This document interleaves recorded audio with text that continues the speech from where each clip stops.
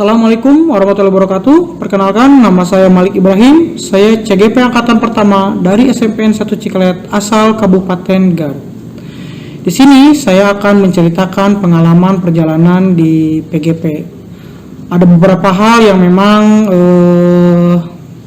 hal ini harus disampaikan. Kenapa? Karena memang kegiatan CGP ini sangat luar biasa sekali. Bukan hanya menguras waktu, tenaga, pikiran, dan lain-lain, tapi saya sangat bersyukur dan bangga sekali karena bisa bergabung di program ini, apalagi ini angkatan pertama. Alasannya adalah di PGP ini banyak hal yang saya dapatkan, banyak hal yang saya pelajari, dan banyak hal yang saya ketahui. Terutama ketika perjalanan masuk di kegiatan guru penggerak, itu sebenarnya bukan inisiatif sendiri, melainkan ajakan dari teman sejawat yang mengajak untuk ikut serta dalam PGP. Tapi di awal kenapa saya tidak ikut secara keinginan sendiri, karena kabar itu masih simpang siur akan kebenarannya apakah ada atau tidak.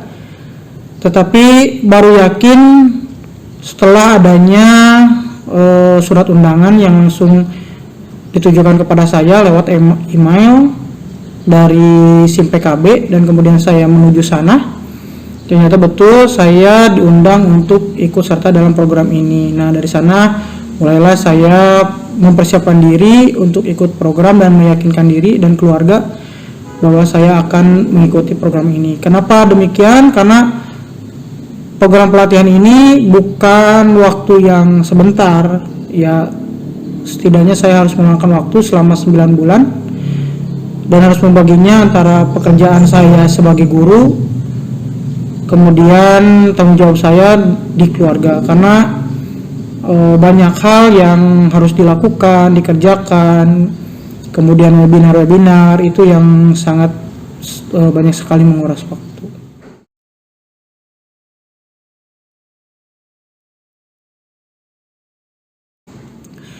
Kemudian untuk apa yang saya dapatkan dari program ini, terutama dari modul 1 sampai modul 3, itu banyak hal sekali yang dapat saya pelajari.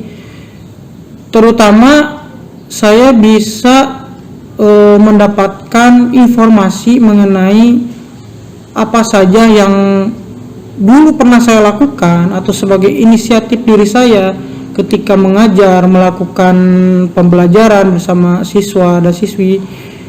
Terkadang hanya meraba-raba apakah itu betul harus dilakukan ataukah tidak, karena di materi perkuliahan pun ya tidak diajarkan. Tapi ternyata di guru penggerak ini saya telah dibukakan bahwa semua itu ya dalam tanda kutip hal yang baik itu memang boleh dilakukan. Dan dari sanalah saya yakin bahwa ketika saya dulu melakukan sebuah perubahan yang mana banyak tantangan, kemudian banyak cibiran, tapi akhirnya saya yakin bahwa itu benar.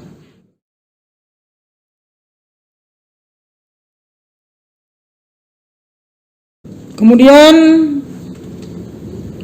dalam proses pembelajaran hari ini saya lebih ke tidak egois. Kenapa? Dalam guru penggerak juga dipelajari bahwa kita harus berpihak pada anak, karena itu tujuan dari pembelajaran Ki Hajar Dewantara, yang mana kita harus mengetahui kodrat alam dan kodrat zaman si anak. Itu sering sekali kita sebagai pendidik sering melupakan, karena kita hanya terfokus dengan pembelajaran saja tanpa memikirkan kondisi, keadaan si anak atau peserta didik. Padahal itu tolak ukur yang paling utama yang harus kita ketahui sebagai penopang atau menyukseskan kegiatan belajar dan pembelajaran.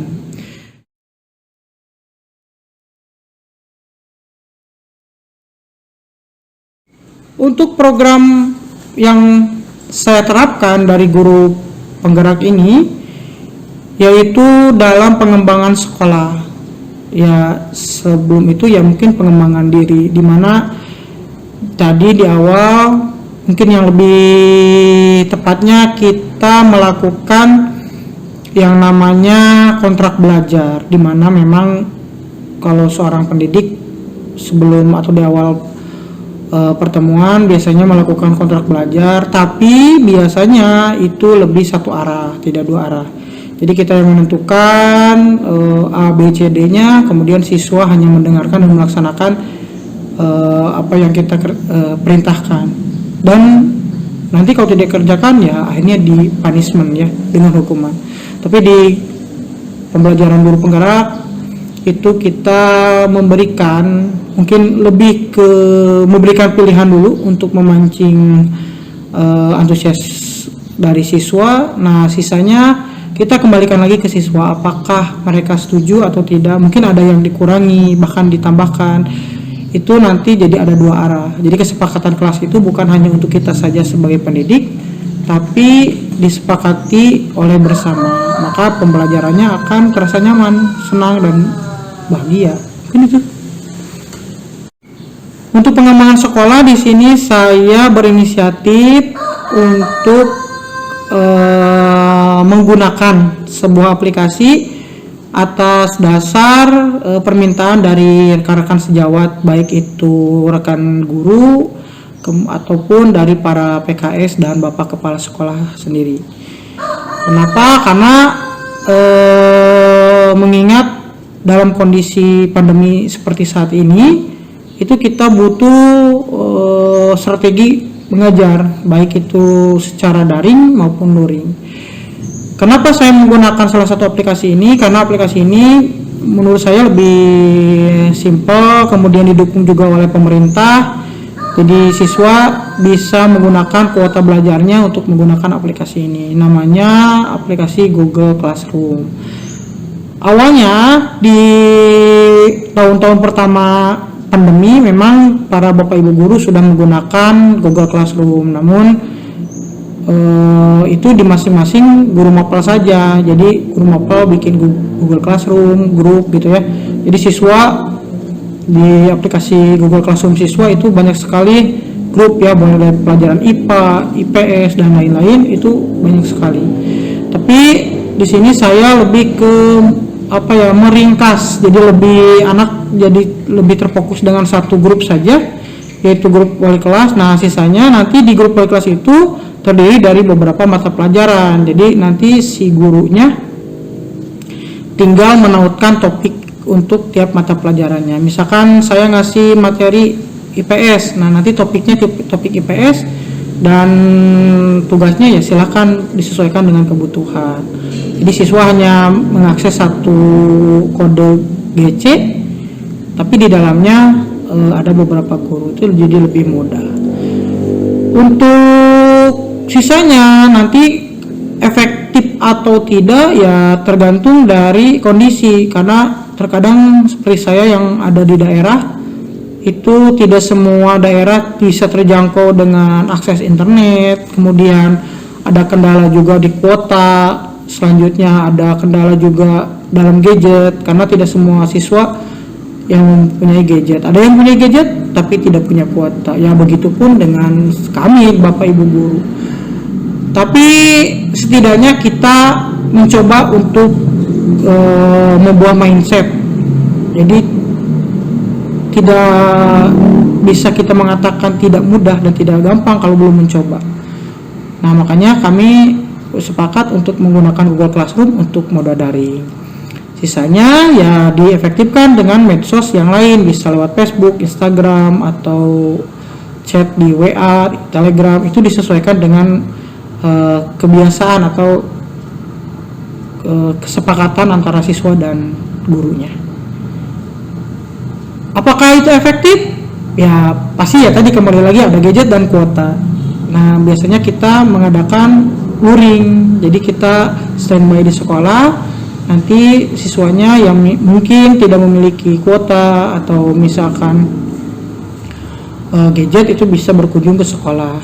Jadi kami melakukan pelayanan insya Allah semaksimal mungkin demi terjalinnya komunikasi yang baik dalam kegiatan belajar pembelajaran.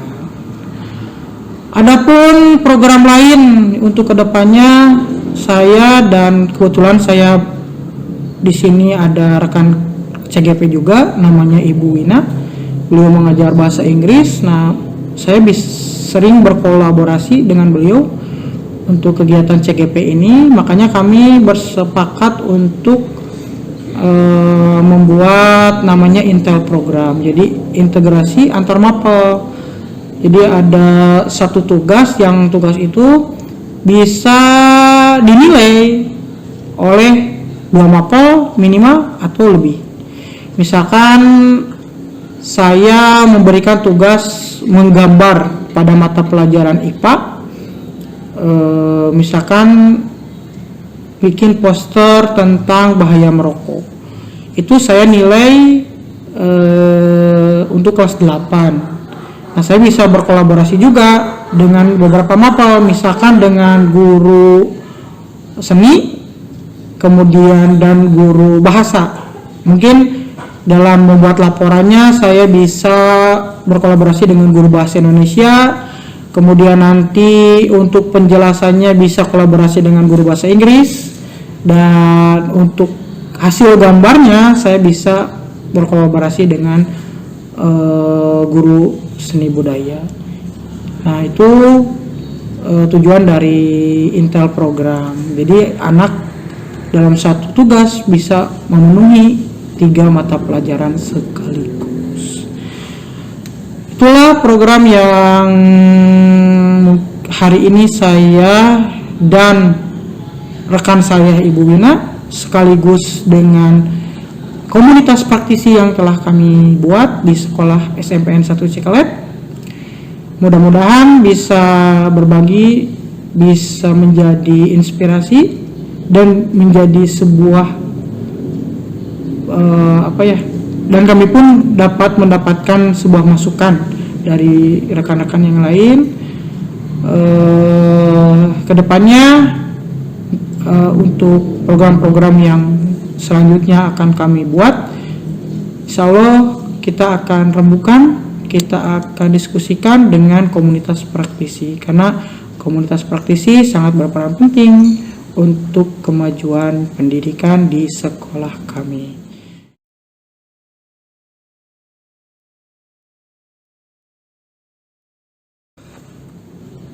Pengembangan diri di sekolah untuk pribadi itu lebih ke belajar secara mandiri, kemudian aktif juga di MGMP sekolah, MGMP rayon, dan MGMP kabupaten. Ini itu target saya ke depannya. Selanjutnya memaksimalkan komunitas praktisi, karena komunitas praktisi akan lebih berwarna karena semua mata pelajaran, semua guru mata pelajaran ikut gabung di sana, dan pemikirannya pun akan lebih seru, akan lebih ramai karena kita bisa mengaplikasikan konsep belajar yang digunakan di beberapa mapel di mapel pelajaran yang kita ampu. Itu lebih efektif. Bukan berarti di satu komunitas juga tidak kreatif ya, tapi biasanya lebih ramai juga karena mereka pun pasti akan mendapatkan ilmu dari MGMP-nya masing-masing. Nah, nanti kita bisa kolaborasi juga di komunitas praktisi. Mungkin itu yang bisa saya sampaikan untuk pengembangan diri. Itu saja mungkin yang bisa saya sampaikan dari pengalaman guru penggerak ini. Hal lain mungkin di luar sana teman-teman juga pasti punya pengalaman yang sama, bahkan lebih luar biasa lagi. Semoga video ini bisa membantu, bisa memotivasi untuk guru-guru yang sedang berjuang di program guru penggerak. Semoga sukses, semoga lancar, dan mari kita cerdaskan kehidupan bangsa. Terima kasih. Wassalamualaikum warahmatullahi wabarakatuh. Mantap.